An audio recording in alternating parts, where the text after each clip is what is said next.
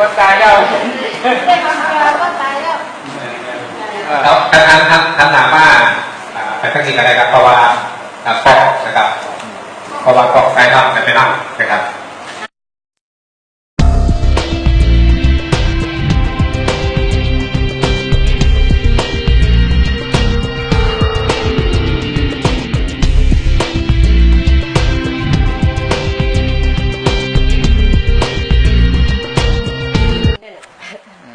แต่ก่อนลูกบ่ได้นะบ่พ่อลูกบ่ได้มีแต่นอน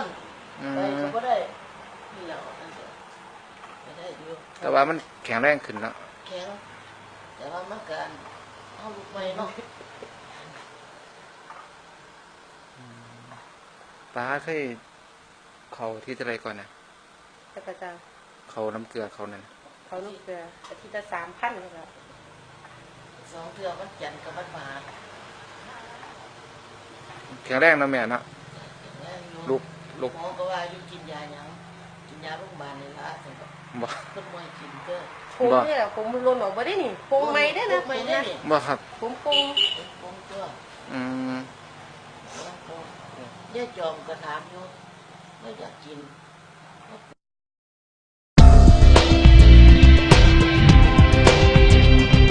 ที่บ้านนั่นล่ะมันไข้กินข้าวก็แซ่บอ้วนแล้วว่านึงน่ะย่างแข็งแรงไปข้ามถนนก็ได้เมื่อยขึ้นอีกกินข้าวก็แซ่บกินยานี่น่ะไปได้หัวก็บ่ปวด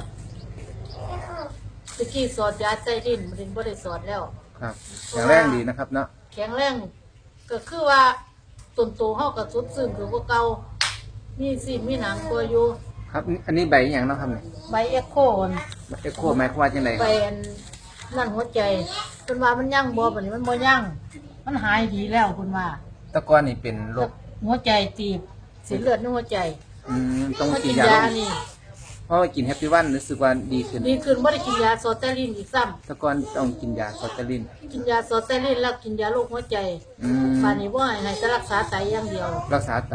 จ้ะตะกอนฟอกไตเดือนนึง3 ครั้งนะครับเนาะ3-4 ครั้งไปแล้ว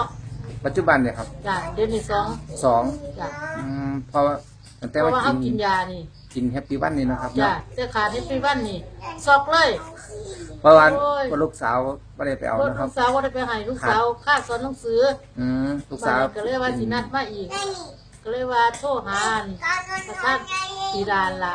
เพิ่นว่าเพิ่นยากครับเพิ่นก็ว่าให้ร้านมาอีกสัปดาห์ก่อนโอ้ดีขึ้นทุกอย่างเนาะดี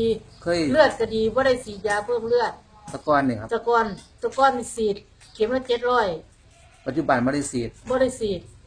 บัดนี้เขาก็สิฉีดอีกแล้วเบิดยานี่ครับเขาหันว่าสิฉีดอีกแล้วแต่ว่าท่านที่ฉีดครับผมก็ต้องเตรียมเงิน700ไว้ว่าเข็มละ700ค่าพวกไต1,500ครับวันพฤหัสนี่ครับผมจังว่าเขาได้กินยาก็บ่ได้นั่นครับผมกินจนมื้อนี้ไปวันพฤหัสก็คือรู้ผลครับผมบ่ได้นั่นดอกบ่ได้ฉีดหมอก็สิตรวจเลือดเบิ่งเลยเขาเสียบเข้าเส้นเลือดนี่ก็ไหลออกมาก็สิรู้ว่าเลือดดีบ่ดีตะกอนนี่หลังอยู่หลังมือนี่จ้ะหลังมือนี่เปื่อยตะกอนเปื่อยนะครับเนาะเปื่อยอยู่นี่ก็เปื่อยนี่ครับเปื่อยมันนี่แผลแห้งแล้วแต่กินแฮปปี้วันเนาะจ้ะแฮปปี้วันแห้งดีโป่งดีเนื้อตะกี้สิเปื่อยเห็นบ่สันผักก้อนน่ะบ่ออกจากมือจักเทื่อครับหมอก็จนว่าโอ้ยคือออกได้ยายสิบ่ตัดมืออีกบ่หมอว่าปัจจุบันแห้งนะครับเนาะแห้งแล้วก็เลยว่าบ่ตัดดอกหมอว่าอย่าตัดให้เถาะเลยว่าสิจะเคยฟอกไตเดือนละ3 ครั้งหรือ2 ครั้งนะครับ2 ครั้งแล้วเด้ครับผม